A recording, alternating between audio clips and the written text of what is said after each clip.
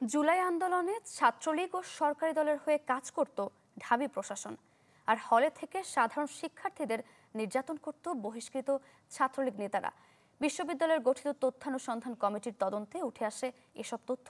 ভবিষ্যতে এমন ঘটনা রোধে নিয়মিত ডাকসু নির্বাচন সহ 16 দফা সুপারিশ করেছে কমিটি।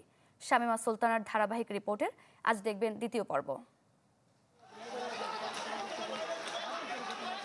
ছাত্রলীগের হামলায় সহিংস হয়ে ওঠে কোটা সংস্কারের অহিংস আন্দোলন।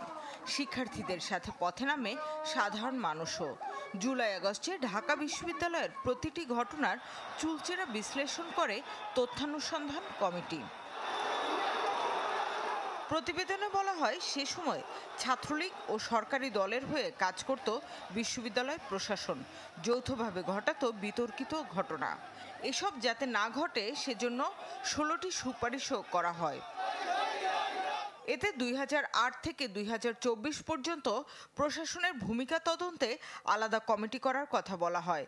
পরামর্শ দেয় জুলাই গণঅভ্যুত্থান নিয়ে জাতিসংঘ মানবাধিকার সংস্থার প্রতিবেদনের আমলে নেয়ার। জুলাইয়ের হামলাকারী ও উস্কানিদাতা ছাত্রলীগ নেতাদের বেশিরভাগই বিশ্ববিদ্যালয়ের প্রত্যক্ষ সহযোগিতায় ছাত্রত্ব দীর্ঘায়িত করেছে। তাই তাগিদ দেওয়া হয়েছে পুনর্ভর্তি নিয়ে আরও কঠোর ও যৌক্তিক হবার।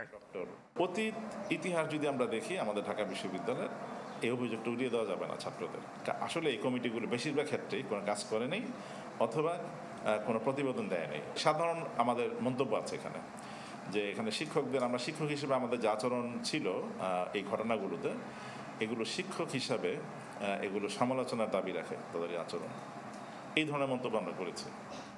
ছাত্র শিক্ষকদের জন্য আচরণবিধি করা, পুরো বিশ্ববিদ্যালয়কে সিসি ক্যামেরার আওতায় আনা, হলগুলো বহিরাগত মুক্ত করা, শিক্ষার্থী সংখ্যা কমিয়ে আনা, সুষ্ঠু ডাকসু নির্বাচন নিয়মিত করার সুপারিশও করা হয় এই প্রতিবেদনে।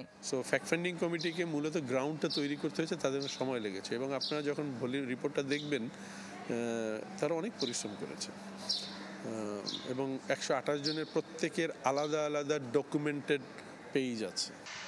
এতে ছাত্রলীগের হল দখলের রাজনীতি ও কিছু শিক্ষকের দলীয় রাজনীতির অন্ধ অনুসারী হবারও সমালোচনা করা হয়। শামীমা সুলতানা, চ্যানেল 24, ঢাকা।